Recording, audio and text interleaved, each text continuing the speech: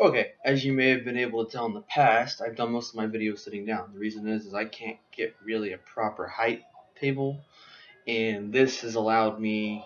This is about as best I can get. I know it's looking up at the ceiling, but this is about as I can get as far as hand motions and getting involved with my video. And I'm speaking directly to the teacher. So, speech. And we're going over speeches, and we're going to mimic a speech.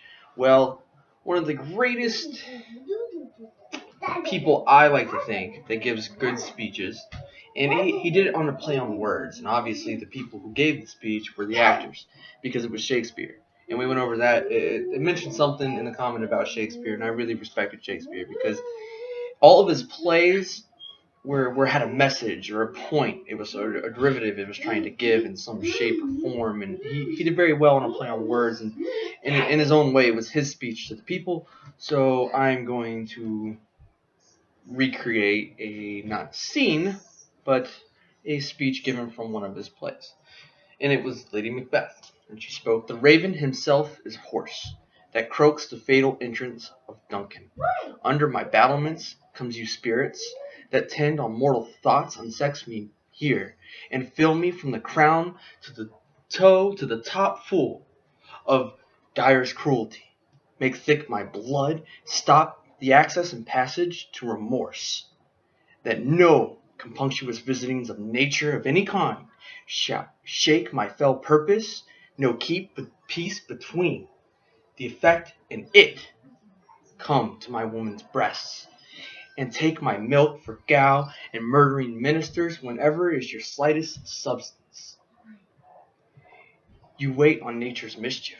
Come, thick night, and pale thee in the dunnest smoke of hell, that my keen knife see not wound it makes, nor heaven peep through the blanket of the dark, to cry and hold and hold." Obviously, this is a speech about passion. He does a play on words with going to the child in the breast milk with the mother and the woman. And I feel that in all of history and all of mankind, we have a sense of need. Okay, it doesn't matter what kind of society you grow up in current modern day society, or even Nico, turn it down.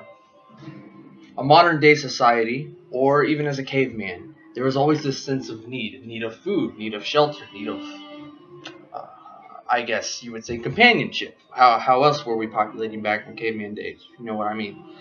And that sense of need has drawn people together to do things, but it also in Shakespeare, or even if you would go with Edgar Allan Poe and his poems, is this sense of need is like a sense that it creates destruction or an evil presence, or a good word for it would be people manipulate this need. They manipulate it to the point of trying to make their point. So let's say I like this girl, right? I walk in, I'm like, "Hey, how you doing?" I find her attractive. I get her name, she gets my name, we trade names, whatnot. And I have this chemistry with her that I feel is special to me. Now, in my own way, I could try to approach her and get a date and go through the steps of society. Another person with the same sense of desire that I have could take it the completely wrong way and could take it to an extreme, either way left or way right.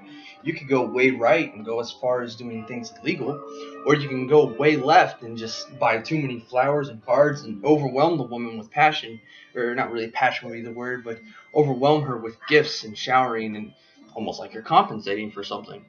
Um, there's many things people can do, and I feel like this is a speech to the people, especially in the Renaissance times. Like there was kings and queens, and yes, they had a society of workers and whatnot, but things were more or less brought to uh, the people themselves. Like they would work, they would turn butter, and they would do all this hard work. And they would go home, and they would go out to the city, and they would shop, and they'd find people, and they'd look for entertainment in so many special ways. Sit down. And that entertainment involves communication and socializing, and that's what Shakespeare capitalized on. He capitalized on people looking for that entertainment, and he created plays that gave derivatives of points.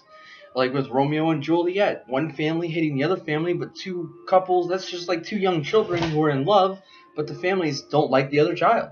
It's a modern day problem. This problem is something that goes on and on and on.